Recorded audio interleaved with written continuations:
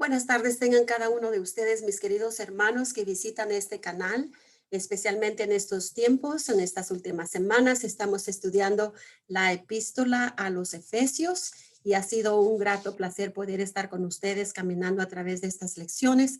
El día de hoy vamos a estar viendo la lección número 4, que tiene que ver con sal de tu cementerio. Ese es un tema que, bueno, salió del capítulo 2 de la epístola de Efesios y vamos a ver qué es lo que nos tiene que decir el apóstol Pablo en cuanto a este tema en ese capítulo. Y como tenemos así, es un tema un poco curioso, ¿verdad? Casi me imagino que puedo ver sus rostros pensando que qué tiene que ver esto de salir del cementerio. Bueno, pues en realidad nosotros como Cristo, como hijos de Cristo Jesús, eso es lo que significa, que ya no estamos nosotros en tinieblas, sino que estamos en la luz de Cristo. A través de su resurrección, entonces Él trajo transformación a nuestra vida, trajo luz, ¿verdad? Eliminó la oscuridad, las tinieblas que había en nuestra vida y entonces trajo vida y trajo propósito a través de su resurrección. Y eso es precisamente, ¿verdad? Lo que Dios hace cuando la persona viene a sus pies. Ahora, el apóstol Pablo nos va a presentar dos vías, por decirlo así, nos va a dar como un sinopsis de lo que es estar en Cristo y no estar en Cristo. Y es por eso que se le ha titulado a este estudio Sal de tu cementerio, porque en realidad aquella persona que ha conocido a Cristo Jesús ya no está en una tumba de oscuridad vacía, sin propósito, sino que está en la luz de Cristo Jesús. Entonces Pablo habló de una verdad, en estos pasajes, habló de una verdad propisional que tiene el creyente en Cristo Jesús. Esta posición no es a mérito personal que obtengamos a nuestra propia voluntad, sino que es basado a la gracia de Cristo Jesús. Entonces, explica también la posición que el pecador tiene en general, esto es cuando la persona no ha conocido a Cristo Jesús, comparado al que le ha conocido como Salvador, entonces tiene una posición que Dios hizo posible a través de su sacrificio. En una de las lecciones anteriores estábamos hablando acerca de la división que había entre judíos y gentiles, ¿verdad? Había una línea divisoria, pero gracias a Dios que mediante la autoridad de Cristo y mediante su resurrección, esa línea fue eliminada y trajo a todas las personas bajo su autoridad, bajo sola una línea de autoridad. Así es que no hay judío, no hay gentil, todos ahora somos redimidos por el sacrificio de Cristo Jesús. Esto es aquellos que le han recibido como su Salvador. Así es que eso es lo que vamos a estar viendo en esta lección. Gracias a Dios que los que conocemos a Cristo ya no estamos en la oscuridad, sino que estamos en vida juntamente con Él, una vida que tiene propósito, ¿verdad? Gracias a Dios por ello. Y la manera que vamos a verlo en esta lección para comenzar y la mejor forma o lo más fácil que se puede hacer es presentarles un pequeño bosquejo de 4 puntos específicos que Pablo introduce en los primeros versículos donde habla acerca de lo que es la obra del pecado. Esto es para aquellos que todavía obviamente no han conocido a Cristo Jesús. Entonces hay como un diagnóstico, ¿verdad?, que el apóstol Pablo hace a través de este capítulo. Es como cuando usted y yo vamos al doctor y entonces él empieza a hacer un diagnóstico y nos empieza a decir dónde están algunas fallas físicamente, dónde estamos deficientes en algunos aspectos físicos de salud y entonces nos da una receta para que nosotros mejoremos en el estado físico en el que estemos, ¿verdad? Y nos da consejo para mejorar. Bueno, la palabra del Señor en este capítulo hace lo mismo. Pablo presenta un un resumen o una evaluación de lo que es la vida que está sin Cristo y lo que es la vida que está en Cristo. Entonces, para comenzar, vamos a ver lo primero que el apóstol Pablo es mostrar los puntos que tienen que ver con la obra específica del pecado. Entonces, para comenzar, nos dice que el pecado trabaja contra nosotros. Eso es lo que primero hace el pecado. Trabaja contra nosotros. Así es que Pablo hace un diagnóstico y en este diagnóstico lo que está diciendo es que la persona que está bajo el control, el dominio del pecado, no tiene la capacidad de entender y apreciar las cosas espirituales, ¿verdad? No tiene. Y como no las tiene, no tiene tampoco hambre ni tiene sed por las cosas espirituales. No siente dolor, es como que su sentimiento espiritual está adormecido al punto de no tener dolor. Por eso es que a veces pasan ciertos crímenes, ciertas atrocidades en la vida que uno dice, ¿cómo es posible que esta persona haya sido capaz de cometer tal delito, ¿verdad? Y eso es porque la persona está adormecida en su estado espiritual, no siente dolor, está muerto espiritualmente y no tiene las facultades espirituales, no le funcionan y no puede funcionar hasta que Dios no le dé vida. Entonces, hay una muerte que hay en la persona que totalmente tiene que desaparecer y únicamente el Señor puede hacer desaparecer esa muerte espiritual de la persona y Él es el único que puede darle vida. Y obviamente que Dios está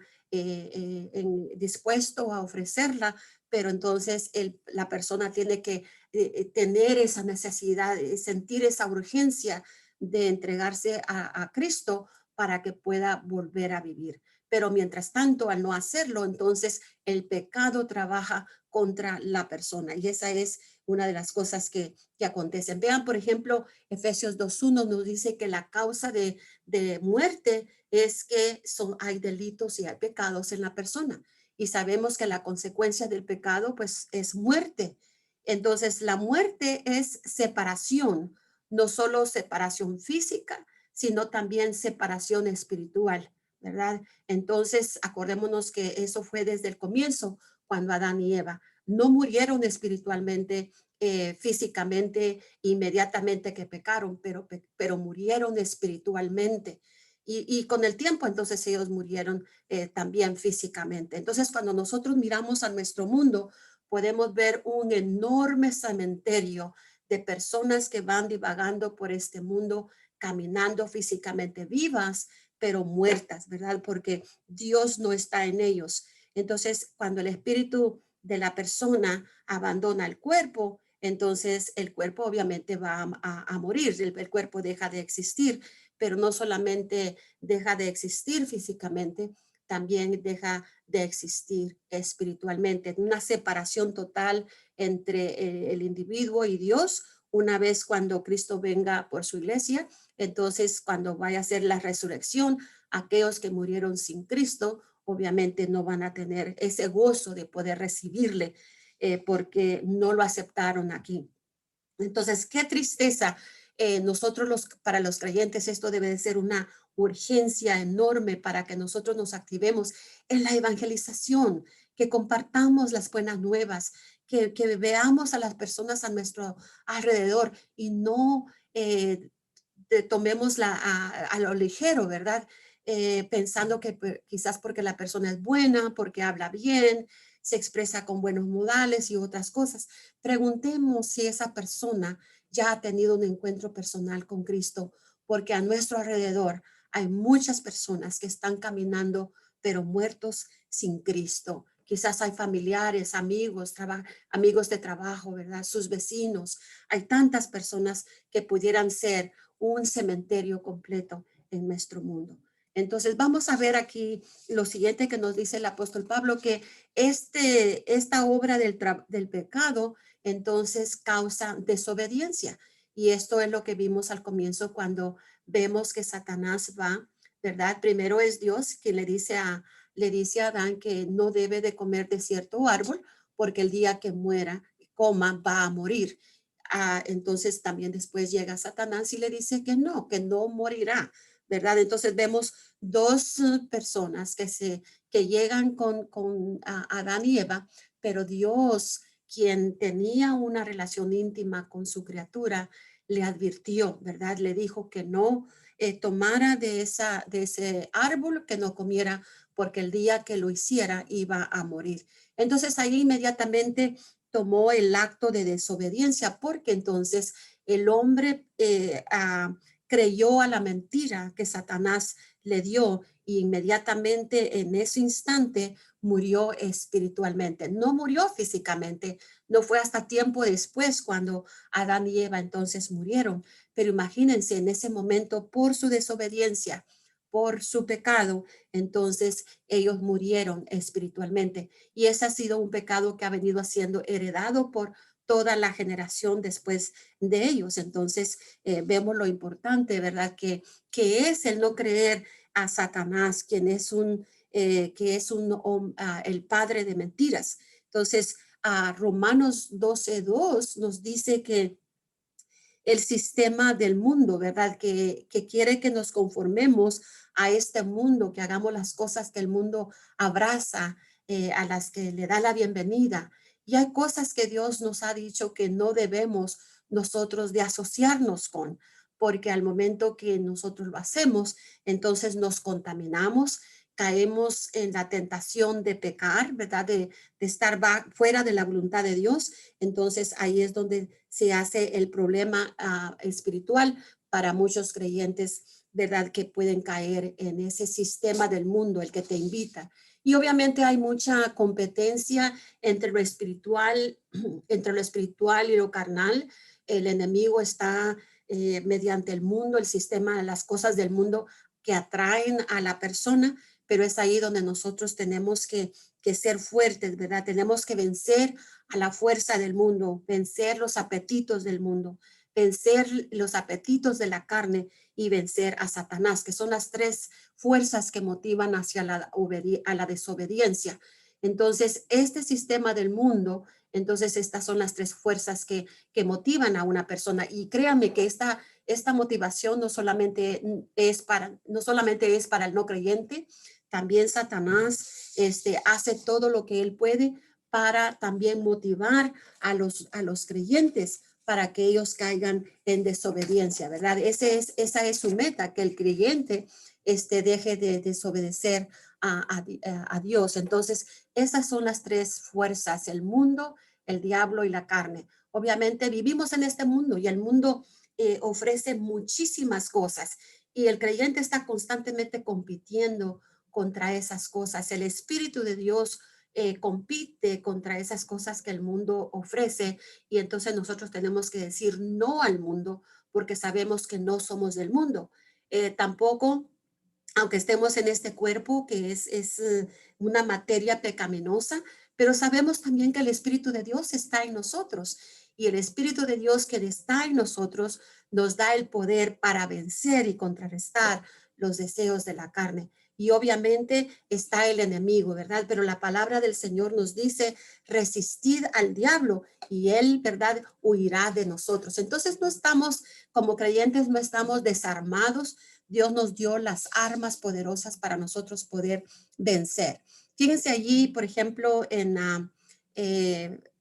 aquí en Juan, el capítulo 8, tenemos que Jesús nos dice que no era de este mundo y tampoco lo son sus seguidores. Sabemos que él oró por nosotros, él intercedió al Padre cuando él dijo: están en el mundo, pero no son del mundo. Son tuyos y tú me los has dado, y yo ruego por ellos, y no solamente por ellos, sino también por el testimonio de ellos y por todos aquellos que van a creer por el testimonio que estos van a dar del Padre. Entonces vemos cómo Jesús intercedió a Dios, su Padre, orando por nosotros para que pusiera un cerco de protección sobre nuestras cabezas, sobre nuestras vidas, para que nosotros pudiéramos resistir al enemigo. Así es que Jesús no era de este mundo y tampoco sus seguidores lo somos.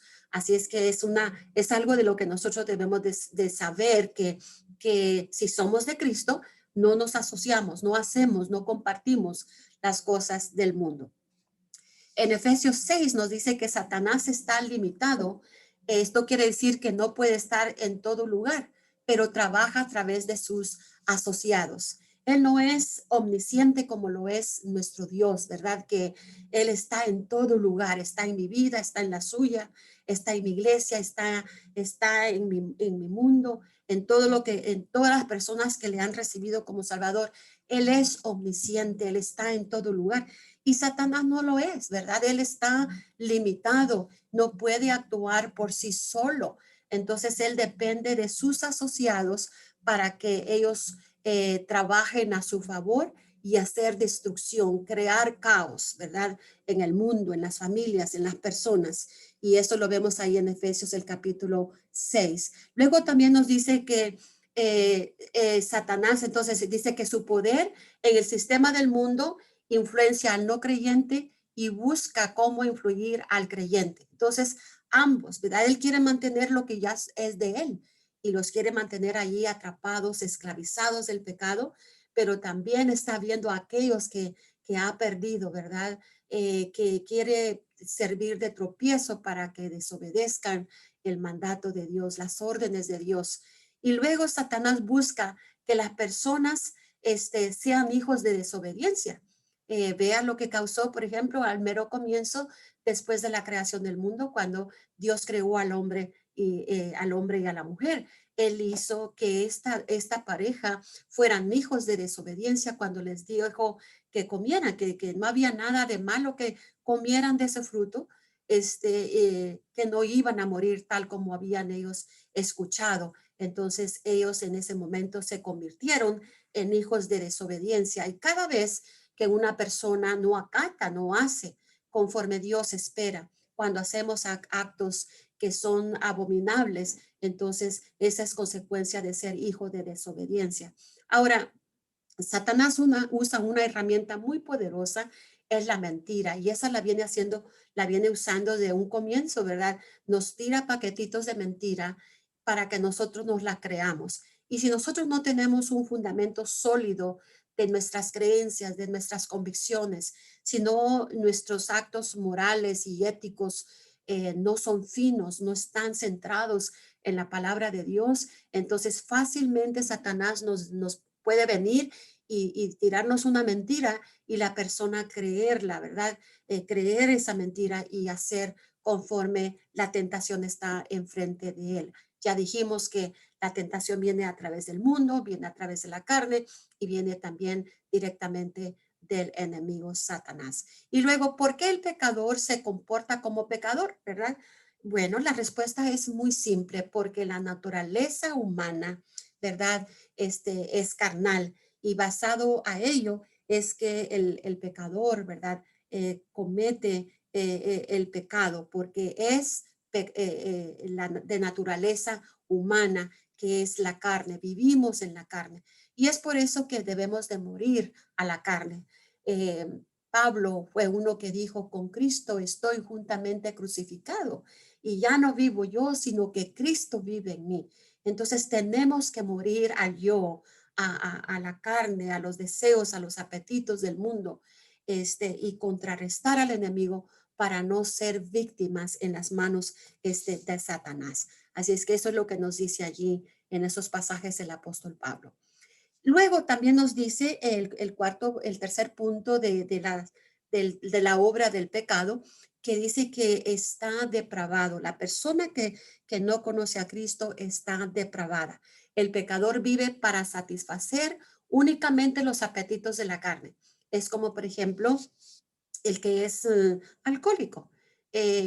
Al principio quizás comienza con unas cuantas cervezas, un poco de esto, de lo otro, pero conforme va entregándose a ese apetito de la carne, del alcoholismo, entonces su carne empieza a demandar más y más de alcohol, a convertirse entonces en un alcohólico.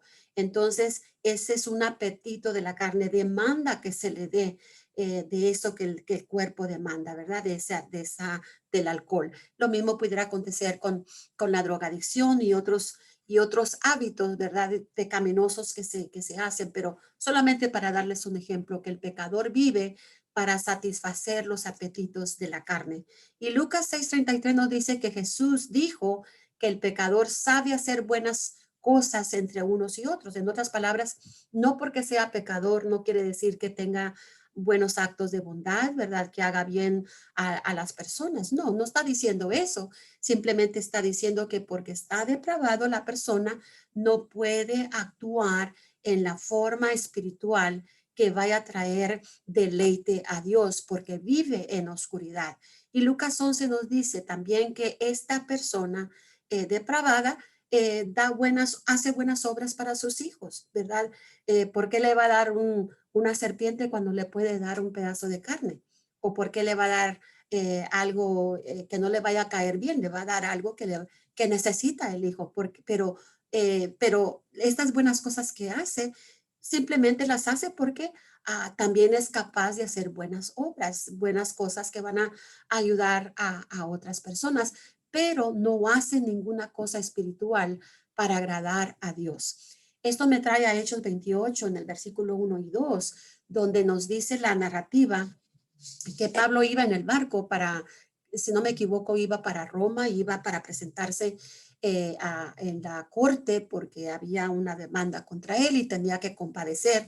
La cosa es que mientras iban en el barco se vino una tempestad terrible donde la tripulación, toda la tripulación en el barco estaba a punto de perecer.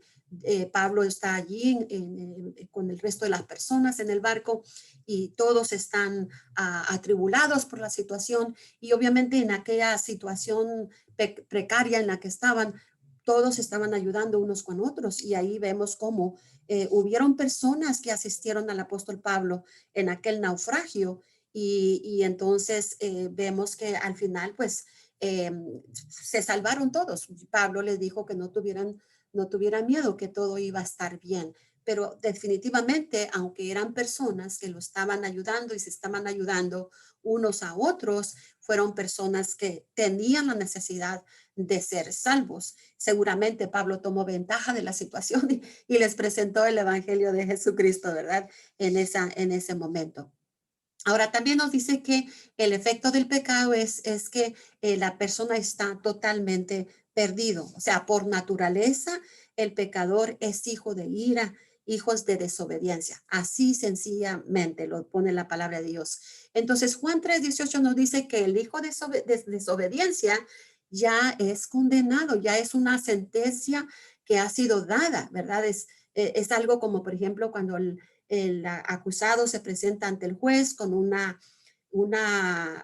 culpa, entonces solamente está que se revisen los hechos y todo para que entonces el juez dicte sentencia y la sentencia al final, si se encuentra la persona culpable, entonces hay una sentencia que falla en contra del criminal o de la persona. Entonces, cuando la persona está sin Cristo, entonces en su pecado, en sus pecados, ya está condenado. En otras palabras, la sentencia ya ha sido dada de parte de Dios. Pero fíjese aquí lo que viene, que aunque hay una sentencia sobre el pecador, dice, pero Dios en su gracia, en su misericordia, entonces Él toma el paso para que la salvación sea algo que está disponible para el acusado, para que su realidad de pecado cambie. ¿No es eso maravilloso? Que aunque esté la persona perdido en sus delitos y pecados, Dios aún ejerce gracia y misericordia hacia el pecador y le provee esta salvación, haciéndola disponible para que él se apodere de ella y que su realidad de pecado cambie, ¿verdad? Y eso es lo que Cristo Jesús hizo al ver a sus criaturas que habían desobedecido.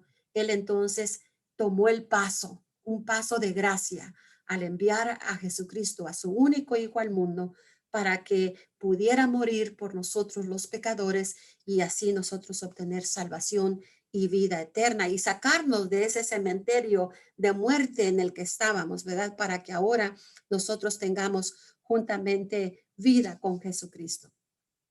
Aquí en este número 2 dice que Dios nos trajo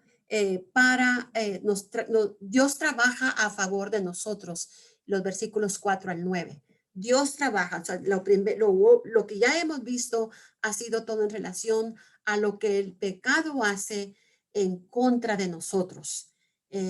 Su fin es destrucción. No hay nada bueno en ello.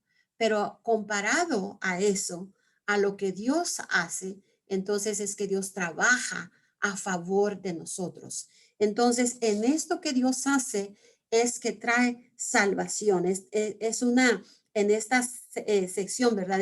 Ya no se trata de lo negativo, ahora se trata de lo que Dios hace. Entonces, el enfoque está en Dios, en su persona. Y nos habla acerca de esta salvación que Él hace posible a través de Jesucristo. Y aquí vamos a ver 4 puntos de cómo Cristo se activó para a favor del pecador. Y los 4 puntos, el primero tiene que ver que Dios nos amó. Y para el presente podemos decir nos ama, pero nos amó de tal manera que dio a su único hijo para morir por nuestros pecados. Entonces, porque nos amó, entonces vamos a decir que la naturaleza de Dios es amor. Ese es uno de sus atributos, ¿verdad?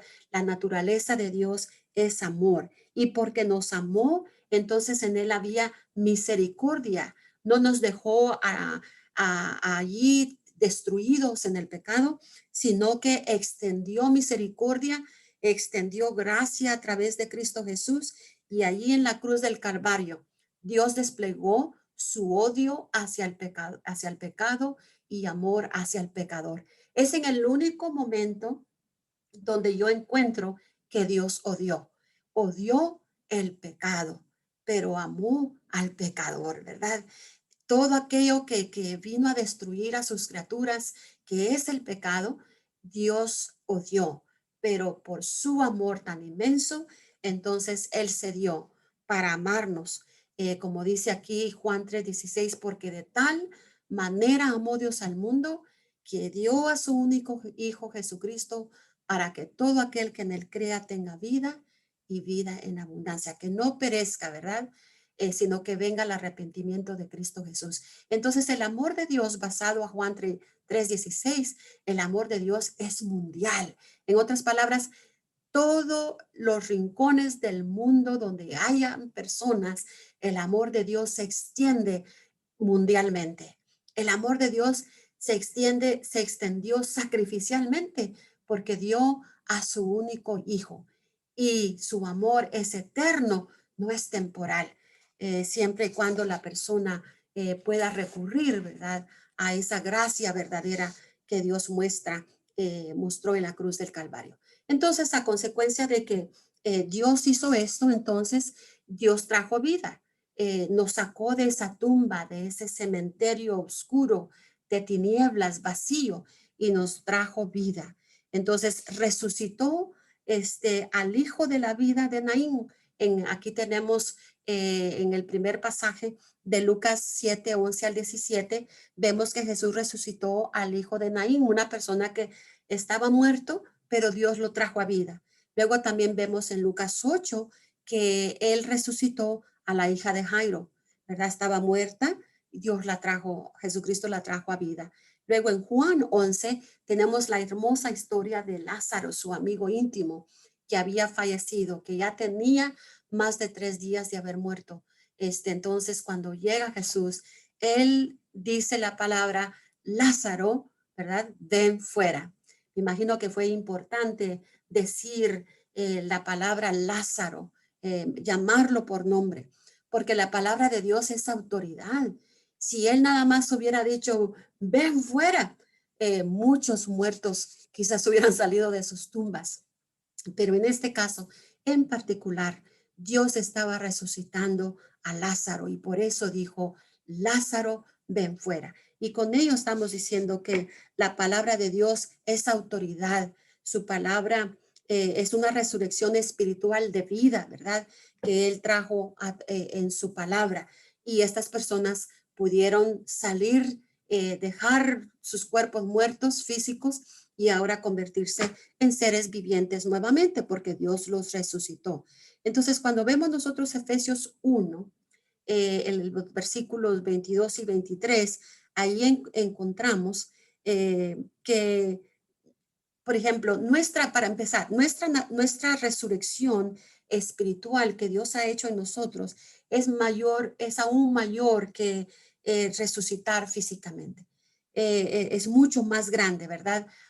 Porque Dios nos ha resucitado no solo físicamente, sino que nos ha resucitado espiritualmente. Y sabemos que un día vamos a resucitar, ¿verdad? Saldremos al encuentro de nuestro Señor para unirnos con Él en la hueste celestial, ¿verdad?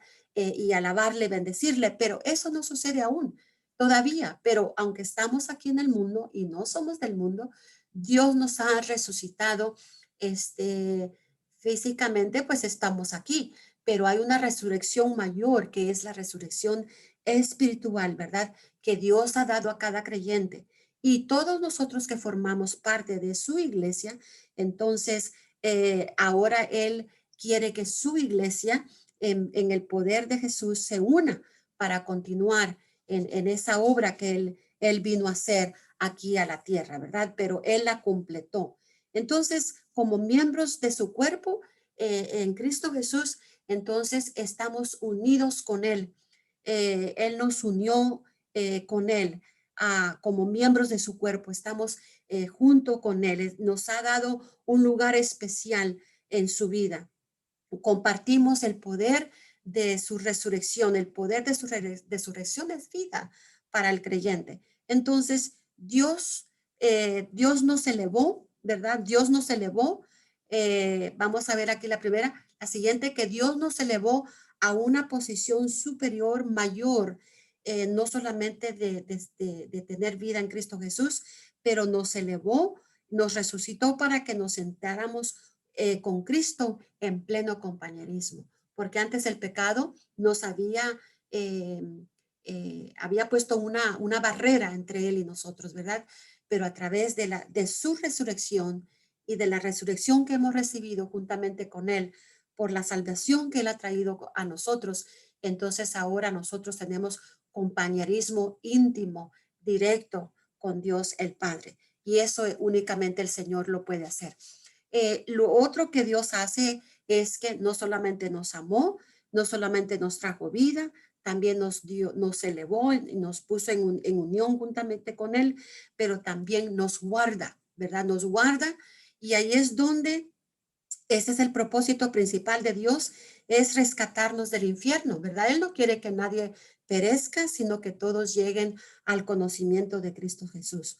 Su propósito principal de Dios es para salvación, ¿verdad? Que toda persona llegue a conocerle como su Salvador. Y ahí en Efesios 1:6, en los versículos que están allí para nosotros, entonces ahora nosotros como iglesia que hemos sido redimidos, rescatados de la muerte, entonces, ahora su iglesia se le ha dado el glorioso o la gloriosa oportunidad de glorificarle, ¿verdad? Por su gracia, por toda la eternidad. Algo que vamos a disfrutar mucho cuando lleguemos a su presencia, pero no tenemos que esperar hasta ese día, el día de hoy, mientras nosotros estamos siendo obedientes a Dios y acatando sus órdenes para nuestras vidas, amándole, sirviéndole, podemos disfrutar de esa gloriosa gracia que compartimos juntamente con Él.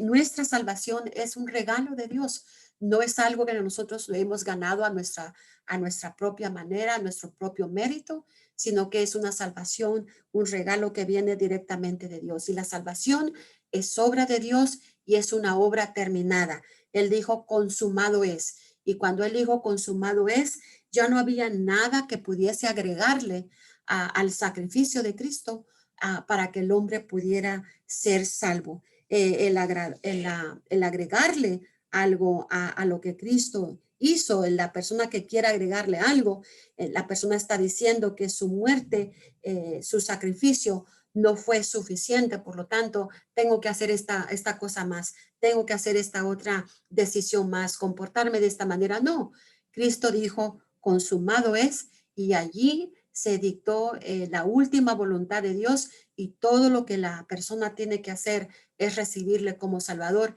y recibir esa salvación tan grande. Y gracias a Dios que usted y yo la hemos hecho. Y si no, alguno de ustedes está escuchando esta información, esta enseñanza, sepa que usted tiene la oportunidad de abrirle su corazón a Cristo y decirle, soy pecador, reconozco que tú moriste por mis pecados, que diste tu vida en la cruz del Calvario y que con tu sangre preciosa que derramaste me puedes salvar. Aquí estoy, mi Dios, haciendo confesión de mi pecado y confesión de que tú eres mi Salvador, y yo te invito para que vengas y mores en mi corazón para siempre. Y si esa es la decisión que usted toma en este instante, al momento de escuchar, esa salvación es suya. Usted se debe de apropiar de ella porque Cristo lo hizo todo, ¿verdad? Consumado es. Todo lo que tiene que hacer es recibirla. Entonces, Dios trabaja también el tercer punto que Pablo menciona en el capítulo 2 es que Dios trabaja o obra en nosotros, ¿verdad? Esta, esta es nuestra conversión, no es final, es el comienzo. En discipulado tenemos la costumbre de decir que el cristiano todavía no llega, está en el proceso de llegar. En otras palabras, mientras estamos en este mundo, estamos trabajando nuestra salvación, estamos cuidando nuestra salvación, estamos viendo que nuestra salvación continúa desarrollándose. Eso quiere decir que estamos siendo santificados cada día juntamente con Cristo en esta salvación que ya hemos recibido, ¿verdad? Entonces, nuestra conversión no es el final, sino que es el comienzo. Fue una salvación segura que inmediatamente recibimos, pero mientras caminamos por este mundo, esa conversión, esa salvación es el comienzo, caminando todos los días, santificándonos con Cristo Jesús, para que entonces esperemos ese día glorioso cuando seremos glorificados juntamente con el Padre. Ese ya va a ser el último paso que espera para el creyente. Luego tenemos aquí que en segunda de Corintios 5:7 nos dice que somos parte de la nueva creación de Dios. Entonces, si nuestra conversión no es el final, que es el comienzo, entonces ahora nosotros somos una nueva creación en Cristo Jesús, ¿verdad? Y como toda una nueva creación, entonces Dios necesita trabajar en ella. Hay cosas que el nuevo creyente necesita aprender, necesita evaluar, que se le enseñe, y entonces Dios va moldeando el carácter, la vida de esa persona, eliminando aquellas cosas que no le agradan. Y este es el proceso, ¿verdad? Es un comienzo que es progresivo, entonces, porque somos una nueva creación en Cristo Jesús. Y el propósito de esta nueva creación que Dios está haciendo en nuestras vidas es de que lleguemos a ser como su Hijo Jesucristo, que seamos a la imagen de su Hijo. Ese es el propósito de Dios, ¿verdad? Es un propósito que todos los días el creyente, conforme busca la voluntad de Dios para su vida y se va conformando a Cristo, se va conformando entonces en la imagen de su Hijo, y ese es el propósito de Dios. Entonces, su propósito es que seamos como Cristo. Y Filipenses 2:13 nos dice que Dios produce el querer como el hacer para su buena voluntad, que todas estas cosas que van a ser el producto de esa obra que Él está haciendo en nosotros, es un querer que resulta de adentro del corazón, por su buena voluntad, que Él se apropicia, ¿verdad? Del creyente, le ayuda a superar ciertas cosas en su vida para que camine bajo su voluntad. Dios produce entonces el querer como el hacer por su buena voluntad. Luego en Efesios 4 nos dice que Dios cumplió la obra de redención y regresó al Padre. Sabemos que Él murió, fue sepultado, al tercer día resucitó, después de 40 días que pasó aquí en la tierra dando sus últimas instrucciones, entonces fue llevado al cielo y donde está sentado a la diestra de Dios.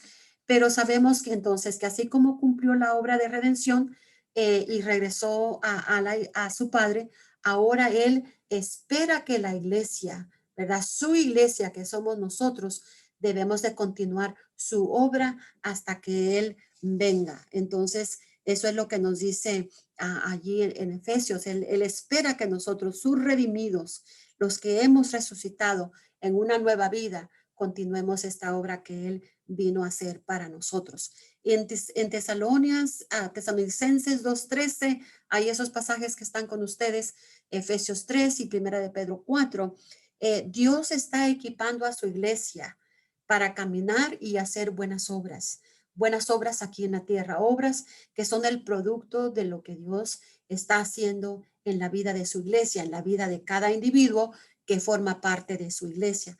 Y las tres herramientas que Dios usa para equipar a su iglesia es la oración. Yo espero que seamos una iglesia que ora. Cuando la iglesia de Cristo no ora, es una iglesia deficiente, porque no está utilizando una arma poderosa que Dios le ha dado. Así es que si alguna de ustedes ve esta necesidad de que se active esta herramienta en su iglesia, aunque sean 5 personas, eh, 3 personas que se juntan a orar, eso moviliza la mano de Dios. Entonces, vamos a ver que va a ser una iglesia vibrante. La oración es una de las herramientas para mí individualmente como persona, como hija de Dios. Yo veo cuando yo busco al Señor en mi diario vivir, cómo Dios usa la oración para fortalecerme, para mostrarme momentos especiales con Él en esa intimidad. La otra herramienta es la palabra de Dios, ¿verdad? Fíjese usted, la oración es la palabra de Dios inspirada por el Espíritu Santo, puesta en escrito para que usted y yo ahora podamos deleitarnos en lo que Dios reveló a aquellos hombres que Él utilizó para poner su palabra en escrito. Y no dejemos que ese libro se siente allí sin utilizarlo, ¿verdad? Su palabra. Y luego, obviamente, el último herramienta que Dios usa en este pasaje, como lo tenemos, es el sufrimiento. Ahora, ¿quién quiere sufrir, verdad? Ninguno de nosotros queremos pasar por tribulaciones, por momentos difíciles, por momentos críticos. Imagínense ustedes toda la situación en este momento que está afectando a nuestro mundo.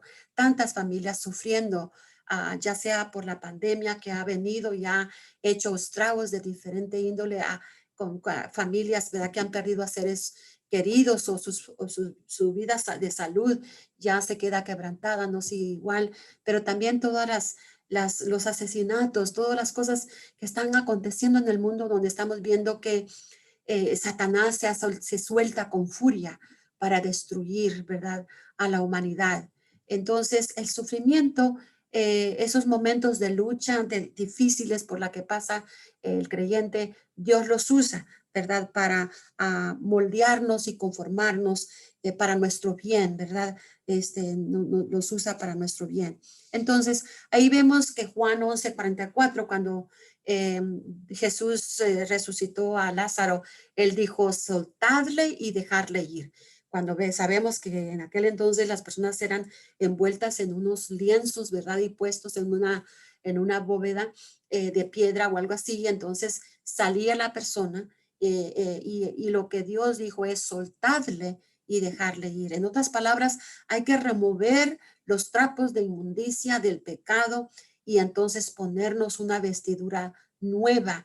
Lázaro necesitaba quitarse esos lienzos de muerte, de olor a muerte, y entonces ahora él resucitaba una nueva vida, necesitaba vestidura nueva.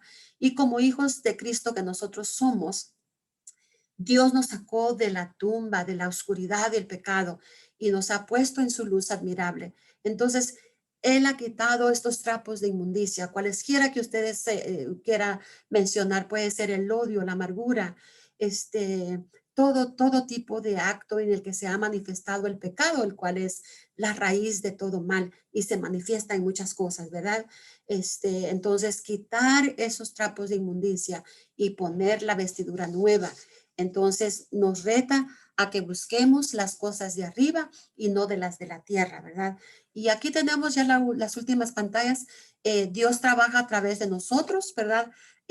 Hay, por ejemplo, obras de la ley que no producen, no pueden salvar. ¿Por qué? Porque hay varias obras, ¿verdad? Y una es las obras de la ley que no pueden salvar. Acuérdense, la ley no producía salvación, entonces Cristo vino para darnos salvación. Están las obras de la carne que tampoco son buenas. Están las obras de oscuridad, ¿verdad? ¿Quién quiere andar en oscuridad? Están las obras muertas porque son lo que produce el pecado. Luego habla también acerca de obras de justicia, de aquellas obras que la persona pues quiere hacer ciertos méritos para ganar cierta justificación, y no se trata de obras religiosas tampoco. Está en la obra de justicia como trapos de inmundicia, ¿verdad? Pablo nos está hablando de las buenas obras, de las obras que van a hacer que el testimonio de Cristo brille. Y a consecuencia de ello, esa luz que brilla, entonces alcanzar a otros para que otros puedan brillar delante de Dios. Entonces tenemos que dejar que nuestra luz brille delante de los hombres. Esas son las buenas obras, todas aquellas cosas que hacemos en nuestro diario vivir. Esto da testimonio de que somos hijos de Dios. Obviamente no hacemos obras para ganar salvación, pero hacemos obras porque son el producto de la salvación que ya tenemos en Cristo Jesús. Entonces no tengamos miedo de hacer obras, de mencionar las obras, no para jactancia alguna, sino para que Cristo brille a través de nosotros, a través del hombre, ¿verdad? A brillar a través de nosotros, abundar en buenas obras, producir buen fruto, que es lo que el apóstol Pablo nos aconseja en Colosenses 1:10, que produzcamos fruto a 100% cada día en nuestro caminar, que veamos cómo podemos alcanzar eso. Entonces, segunda Timoteo nos dice que Dios nos ha equipado para buenas obras. Si Él vive en nosotros, Él nos equipa para buenas obras, porque Dios es amor. Dios es autor de paz, de amor, de contentamiento, Él, él ve al que está necesitado, y Él actuó a favor del necesitado. Acordémonos del buen samaritano, ¿verdad? La parábola del buen samaritano, cómo esa parábola nos puede ayudar a nosotros a saber que hay gente que tiene necesidad y que tenemos que actuar a favor de ellos y ayudarles. Entonces, Dios nos equipa para buenas obras. El creyente debe de ser celoso de producir buenas obras, que no se pase un día sin que nosotros pensemos, ¿cómo puedo bendecir a esta persona el día de hoy? Quizás con sus oraciones, quizás llevándoles un plato de comida, quizás si hay niños que viven con madres solteras, estar al tanto de esas mamás, quizás una madre que está batallando en cierta índole en su hogar, quizás de cuestión de matrimonio, quizás pérdida de trabajo, no lo sé, pero no permita que pase un día que usted no produzca un tipo de obra donde usted pueda ayudar a alguien más, porque el creyente debe de ser celoso de producir buenas obras. Nuestras buenas obras son sacrificios espirituales que se presentan a Dios no para elogiarnos y levantarnos el cuello, sino porque Cristo vive en mí. Yo voy a producir buenas obras, y esas buenas obras hacen que Cristo brille, porque entonces la persona va a ver que nosotros verdaderamente somos hijos de Dios. Por eso nos van a conocer por nuestras obras. Dios es quien produce las buenas obras para su deleite. Y el secreto de Pablo para las buenas obras fue la gracia de Dios, ¿verdad? Su gracia en él. No todo el que me dice Señor, Señor entrará en el reino de los cielos, dice la palabra de Dios, sino que aquel que hace la voluntad de mi Padre, ¿verdad? Que está en los cielos. Nuestras buenas obras son de testimonio para los perdidos. Fuimos creados para buenas obras. Somos vasos de misericordia, y el consejo de Dios permanece para siempre. Allí está. Todo lo que tenemos que hacer es actuarlo, activarlo. Y entonces descubrimos que la voluntad de Dios para nuestra vida es conforme el Espíritu lo revela a través de su palabra. Así es que, hermanos, todas estas cosas es el producto de la salvación que hemos recibido de Cristo Jesús a nuestras vidas. Aquí les dejo con estas preguntas que estamos viendo en cada lección. Ojalá que las tengan todas, pero aquí les mando las que corresponden a esta lección para que ustedes puedan reflexionar en ellas, y entonces de esa manera seguir abordando a los pensamientos o conclusiones que el Espíritu Santo le traiga a su vida conforme ve cada pregunta, y obviamente cada pasaje que fue analizado en este estudio. Seguramente usted también puede ponerle algunas otras cosas más conforme el Espíritu Santo le revela, ¿verdad? Así es que es un aprendizaje que hacemos mutuo, y gracias por caminar conmigo en este día. Les bendigo en el nombre del Señor. Nos estamos viendo aquí próximamente con la lección número 5. Bendiciones. Bye bye.